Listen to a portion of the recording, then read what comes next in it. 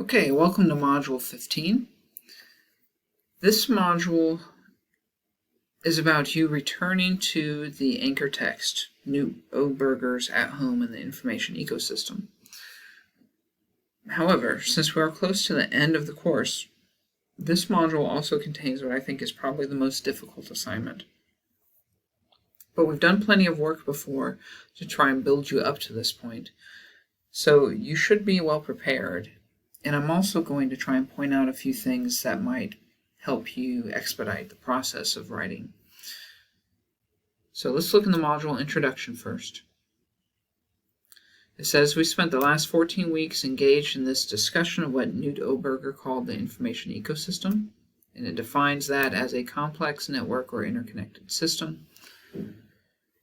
It points out that this class has asked you to consider your place in the ecosystem. What kinds of information and media do you consume? How do you consume this information? How do you interact with and react to this information? How does it affect and influence you? And so forth.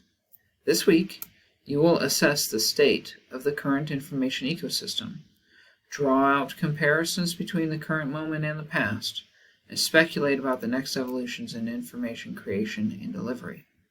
And you're going to do this through a full essay. So the reading down here is the information ecosystem. You can click and reread that, which is a good idea. If you click on the assessment assignment,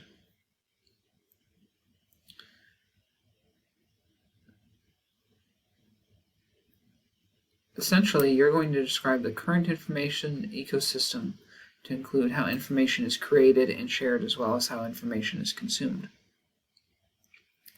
So your essay can discuss any and all of these following topics, and then it gives a sample organizational model. So you're going to need to have, at the very minimum, an introduction and 3 body paragraphs and a conclusion, because this paper is going to be 750 to 850 words. It's going to be in MLA style as practiced, with MLA formatting, using in-text citations, and works cited page.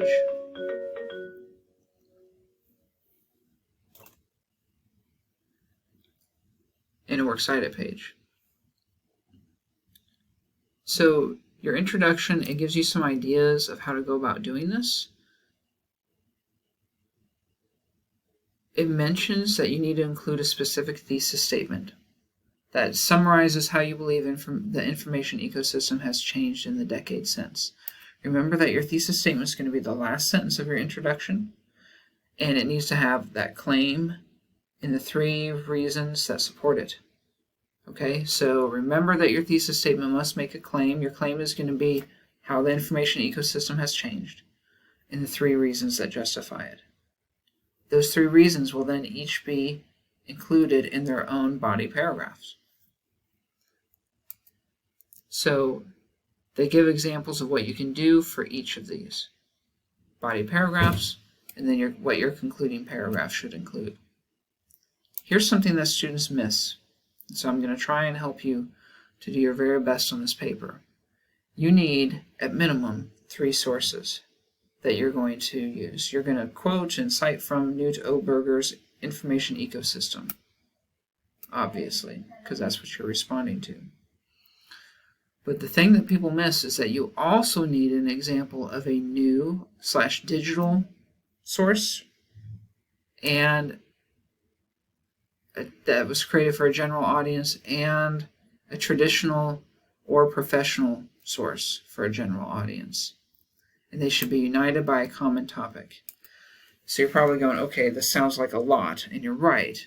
How do I actually go about doing this? Well, I want you to think to the previous module where there were those 3 sources, right, about paranormal experiences or gender reveal parties. That they had a common topic, right? Paranormal experiences or gender reveal parties. But there were 3 sources for each. There was traditional, new, and academic.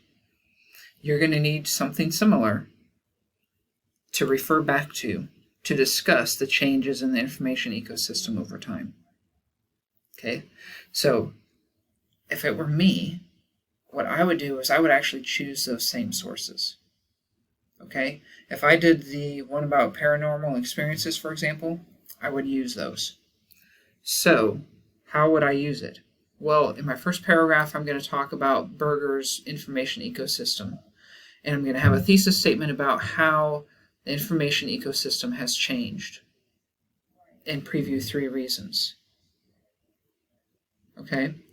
For me, the most obvious 3 reasons are going to be what information was like in the past with traditional media, what it's like in new media, and what it's like in academic media.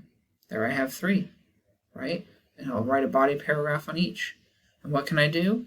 Oh, I can use those sources from earlier in the class to describe each one. So this first paragraph, it says, is about the contemporary information ecosystem. Cite specific examples of new media and traditional media that illustrate your point. So I want to point out how traditional media has evolved into new media. Well, I've got examples from that previous assignment. I can use those as sources. I can also see the articles that we've done in the past about the evolution of media.